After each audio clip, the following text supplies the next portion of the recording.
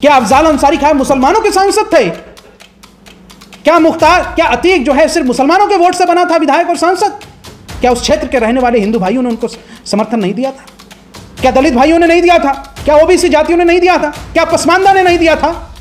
ये पूछ कर बताइएगा। शर्मनाक है। ये जो इतना घमंड है सत्ता का, इतना नशा है, इतना अहंकार है, इतना दम्भ है, न सत्ता किसी के हाथ में हमेशा रही है न रहेगी। ये कान खोल करके सुन ले, मुसलमानों को धमकी देना और भड़काना बंद कर। तेरा दिन गिनने के टाइम आ गए हैं। अब तू जेल के सलाखों के पीछे रहेगा और जिंदगी भर वापस नहीं आ पाएगा। अरे कौन है रे तू? मलेक्ष है तू, मलेक्ष। तो बताइए, आप रोकेंगे हमें? हिम्मत है?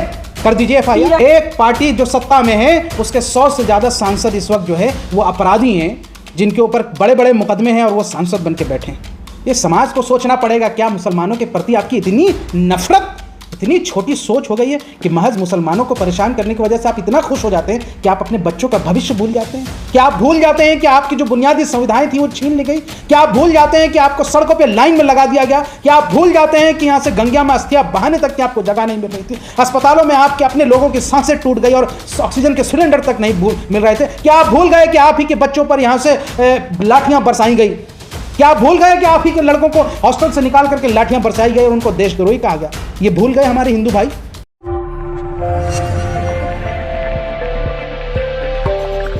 वक्त का पहिया पलटता है।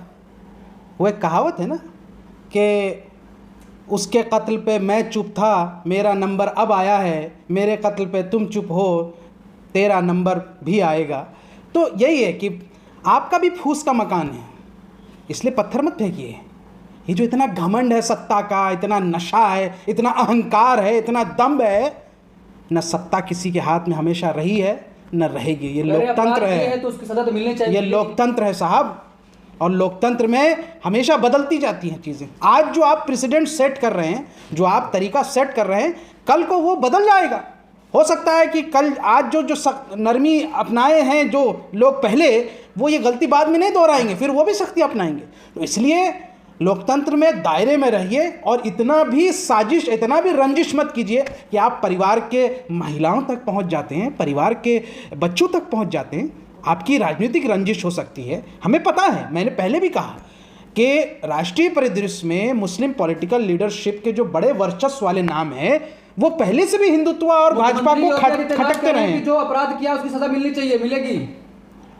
मुख्यमंत्री जी अपने ऊपर कितने एफआईआर थे जो उन्होंने क्वैश करवा दिए? मुख्यमंत्री जी के यहाँ से कितने लोग हैं सदन में, नेता बैठे हुए हैं जो हिस्ट्री शीटर हैं? कितने लोग हैं? आंकड़े बताइए आप। 100 से ज़्यादा। भारतीय लोकतंत्र में पहली बार इतिहास में हुआ है कि एक पार्टी जो सत्ता में है उसके 100 से ज़्यादा सांसद इस वक्त जो है वो अपराधी हैं, जिनके ऊपर बड़े बड़े मुकदमे हैं और वो सांसद बन के बैठे हैं। जिन अपराधियों का वॉशिंग पाउडर भाजपा में सब कुछ धुल के आ जाता है, वो आपके लिए तो यहाँ से बहुत चमकने लगता है, लेकिन बाकी उर्दू नाम वाले जो हैं वो आपको नहीं। मैं आपको इसमें एक छोटी सी थोड़ा एक जिंगल बना देता हूँ कि washing powder Bhajpa, washing powder Bhajpa, दूध सी सफ़ेदी कुर्ते में आए, अपराधी बलात्कारी सब धुल धुल जाए, वॉशिंग पाउडर भाजपा। लेकिन जब आपकी भाषा जो है ममता बनर्जी, अखिलेश यादव और वैसी की तरह है, कहा जा रहा है आप लोग का छाती काहे पीट रहे हैं आप लोग इतना? शुक्र है कि हमारी भाषा वैसी है जो देश के बड़े बड़े लीडर जो अपने राज्यों में बड़ा काम कर रहे हैं। मेरी ऐसी भाषा है, मेरी भाषा गोडसे जैसी नहीं है, मेरी भाषा मलेच्छो जैसी नहीं है, मेरी भाषा जो है साध्वी प्राची जैसी नहीं है, काजल जैसी बेहुदा औरतों जैसी नहीं है। मेरी भाषा बहुत लोकतांत्रिक है, मेरी भाषा बहुत वैधानिक है, मेरी भाषा जो है वो लोकतंत्र के मर्यादे और सम्मान के साथ है। हम किसी के लिए गाली गलौज नहीं करते, हम तो उनको राजनीतिक तौर पर हम उनके ऊपर आरोप लगा रहे हैं, और लोकतंत्र में इसकी इजाज़त है। बताइए, आप रोकेंगे हमें? हिम्मत है? कर दीजिए एफआईआर। तो आप लोग जैसे वैसे लोगों को कह रहे हैं कि आप लोग देशद्रोही हैं। राजा सिंह, तू कान खोल करके सुन ले, मुसलमानों को धमकी देना और भड़काना बंद कर। तेरा दिन गिनने के टाइम आ गए हैं। अब तू जेल के सलाखों के पीछे रहेगा और जिंदगी भर वापस नहीं आ पाएगा। अरे कौन है रे तू? मलेक्ष है तू, मलेक्ष। बता देना अपने बाप को कि शोएब जमाई ने राजा सिंह को ललकारा है। अच्छा जमाई साहब, एक बात बताइए, कोर्ट ने 4 साल का सजा सुनाने के बाद अफजल साहब का अगर सदस्यता गया तो आपके पेट में उतना दर्द क्यों हो रहा है? पेट में दर्द हो रहा है। अरे दिलों में दर्द होगा, उन लोगों को दर्द होगा जो अफजाल अंसारी के संसदीय क्षेत्र में, वो हिंदू भाई, वो दलित भाई जिन लोगों ने उनको सांसद बनाया, बरसों से वो परिवार जिन लोगों की खिदमत करता रहा, जो पूरे क्षेत्र में विकास करता रहा। आपको पता नहीं है कि पूर्वांचल का ऐसा क्षेत्र है, ऐसी भौगोलिक स्थिति है कि वहाँ पे कोई भी सांसद और विधायक जो है बगैर हिंदू और दलित वोटों के नहीं जीत सकता। क्या अफजाल अंसारी क्या मुसलमानों के सांसद थे? क्या मुख्तार, क्या अतीक जो है सिर्फ मुसलमानों के वोट से बना था विधायक और सांसद? क्या उस क्षेत्र के रहने वाले हिंदू भाइयों ने उनको समर्थन नहीं दिया था? क्या दलित भाइयों ने नहीं दिया था? क्या ओबीसी जातियों ने नहीं दिया था? क्या पसमानदा ने नहीं दिया था? ये पूछ कर बताइएगा, शर्मनाक है। वो कह रहे अपराधी थे, अपराधी पे कार्रवाई हो रही है। कह रहे दबंगई की वजह से वोट मिल रहा था, वही दबंगई खत्म की जा रही है। असल में यही दिक्कत है कि मुस्लिम नाम वर्चस्व वाले जो बड़े लीडर हैं, चाहे आज़म खां हो, चाहे वो अफजाल अंसारी हो, चाहे वो शहाबुद्दीन हो, या ये सारे लोग हमेशा से इनके लिए खटकते रहे और इन्होंने प्लान बनाया कि एक एक करके निपटाना है। मैं देखिए विकास बहुत कानूनी तौर पर बात करता हूँ और कानून से हट के हम बात नहीं करते, लेकिन मैं कह रहा हूँ ये लोकतंत्र के लिए अच्छी नज़ीर नहीं। विकास दुबे को आप भूल रहे हैं, वो तो मुसलमान नहीं था, अपराधी को समर्थन करने वाला भी अपराधी है। वो कोई सांसद भी नहीं था।